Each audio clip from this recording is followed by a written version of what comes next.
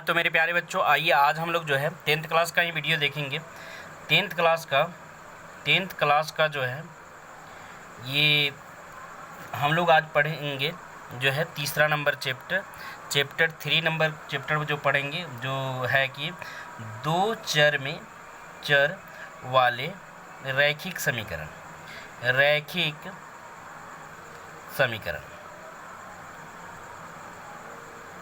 दो चर वाले रैखिक समीकरण युग्म।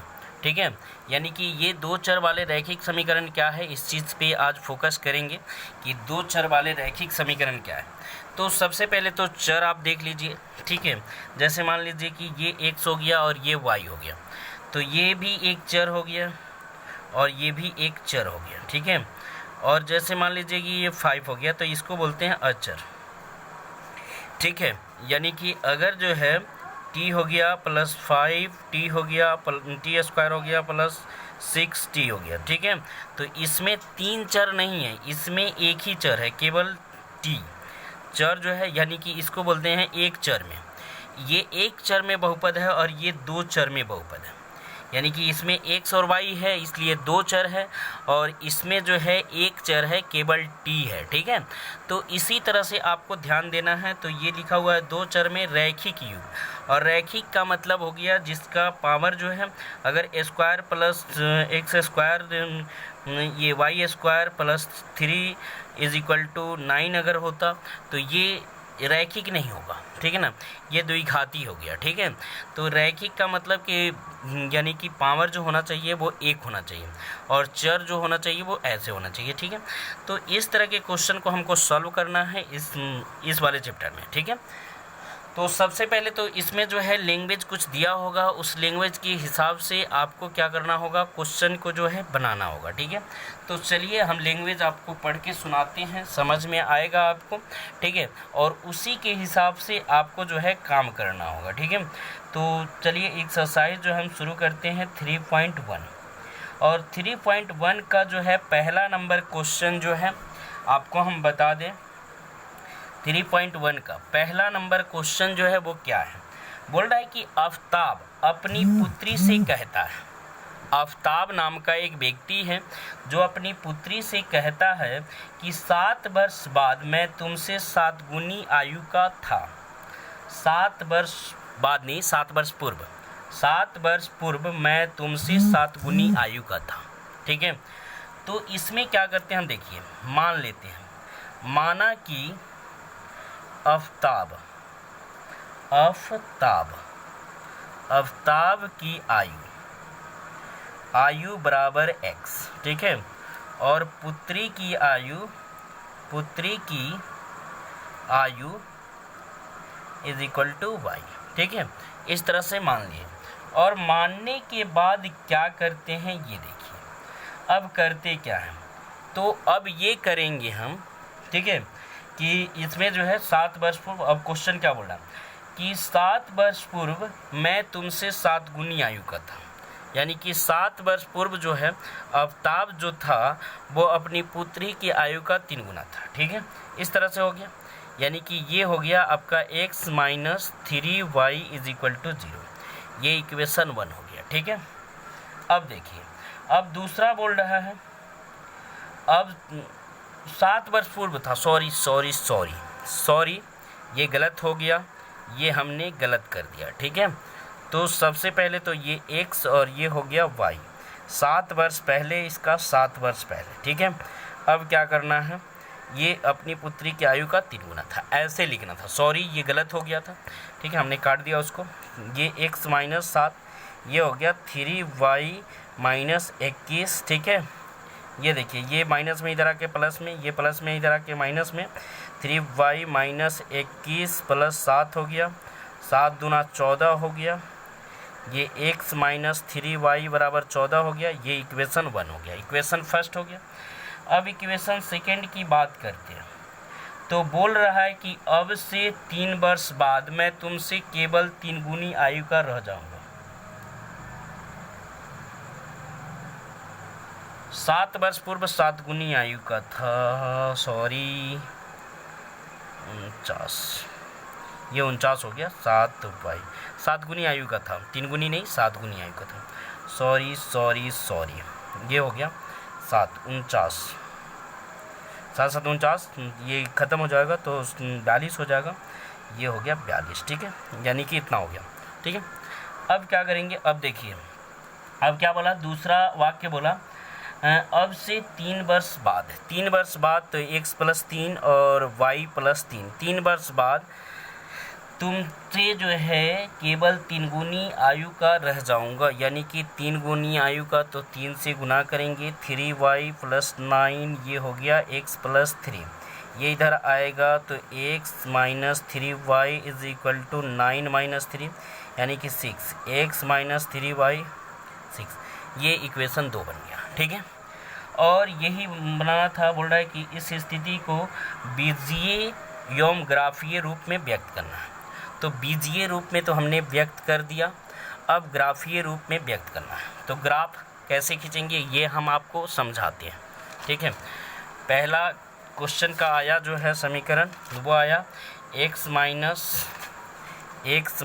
3y = -42, और दूसरा का आया, दूसरा का जो आया वो आया x - 3y, x - 3y, यहाँ 7 होगा बाबू, 7, ठीक है, ठीक है, ये देखिए, तो ये हो गया x - 3y = 6, ठीक है। यहाँ बॉक्स बना लीजिए, ठीक है, और यहाँ भी बॉक्स बना लीजिए, यहाँ क्या कीजिए, ठीक है, ऐसे कर लीजिए, ठीक है। अब यहाँ x लिख दीजिए, यहाँ y, x और y, ठीक है, और ऐसा चीज़ डालिए जिस पे जो है आसान कोई चीज़ हो जाए, यहाँ 7 है, ठीक है। अब हम अगर x = 0 डालते हैं, x = 0 डालते हैं, तो यहाँ x = 0, 0 - 7y बराबर -42 हो गया, ये -7y = -42, ठीक है, ये इससे ख़त्म, माइनस से माइनस ख़त्म, ये 6 आ गया, यानी कि y = 6, तो यहाँ 6 हो गया, ठीक है। अब क्या करना है ये देखिए, अब y = कुछ और मान लीजिए, ठीक है, क्या मान लीजिएगा, तो y = जो है आप मान लीजिए कुछ और क्या मानिएगा, जैसे ये गुना कर दे और इधर आके जुड़े तो ये इससे कम ज़्यादा हो जाए, तो कम ज़्यादा के लिए y = अगर 0 मारते हैं तो ये तो 42 हो जाएगा, तो बड़ा हो जाएगा, तो इसलिए ऐसा चीज़ मानिए छोटा हो जाए, ठीक है। तो क्या मान सकते हैं आप, अगर हम x = क्या, अगर x = 7 मान ले, x = 7 मान ले, ठीक है, x = 7 मानते हैं, ठीक है, x = 7 मान लेते हैं, तो 7 मानेंगे तो क्या होगा ये देखिए, 7 - 7y -42, ठीक है, तो x = 7 हो गया, ठीक है। अब ये देखिए, ये इधर आएगा और ये इधर आ जाएगा, 42 और 7 49 = 7y, ठीक है, ये इधर चला आया, 7 7 49, यानी कि y = भी 7 हो गया, y = भी 7 हो गया। तो इस तरह से हमको आसान चीज़ मानना है जिससे जो है आसान हो जाए, ठीक है। अब देखिए, अगर हम x = 0 मानेंगे, 0 मानते हैं तो ये माइनस में हो जाएगा, तो 0 मानने की ज़रूरत नहीं है, ठीक है।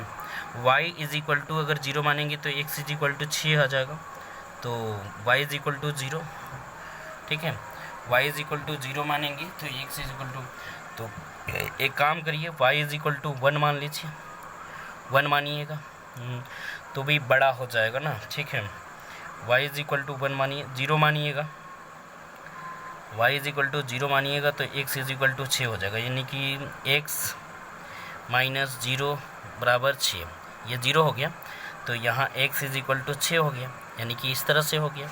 अब जो है x क्या मानना पड़ेगा, x 0 मान लीजिए, तो x अगर 0 मानते हैं तो x 0 माने तो 0 - 3y = 6, यानी कि -3y = 6, ये कटेगा तो 2y = -2, इस तरह से आ गया, ठीक है, यानी कि -2, ठीक है। अब क्या करना है, ग्राफ पे बैठाना है, ग्राफ पे बैठाना है, y = माइनस में आया है तो यहाँ से ऐसे कर लीजिए, ठीक है। x तो माइनस में है नहीं, x माइनस में रहता तो इधर लेके जाते। यहाँ जो है 0 हो गया आपका, ये x हो गया, ये y हो गया, ये y डैश हो गया, और ये आगे बढ़ेगा तो x डैश हो जाएगा, ठीक है।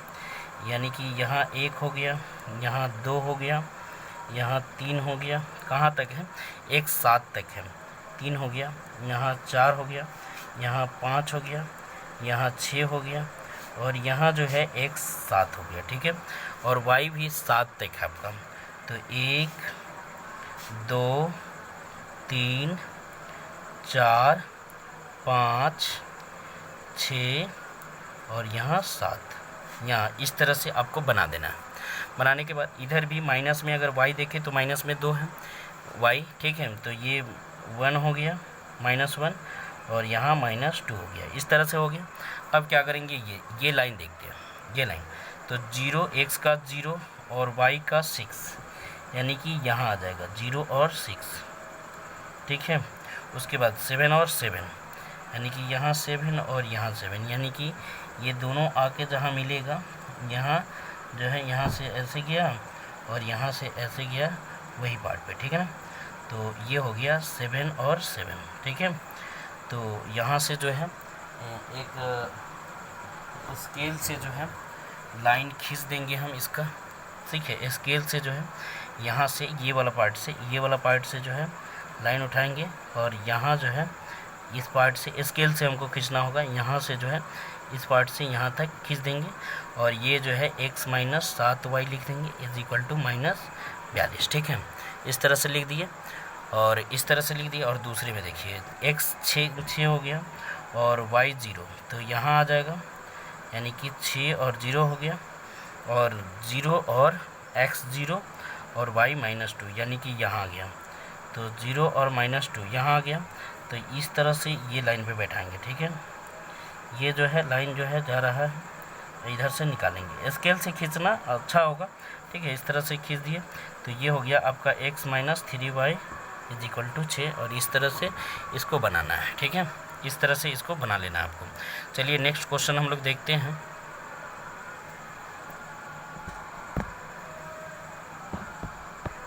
चलिए अब हम लोग दूसरा क्वेश्चन देखते हैं। दूसरा नंबर क्वेश्चन जो है वो क्या बोल रहा है, ये क्वेश्चन हम लोग देखते हैं।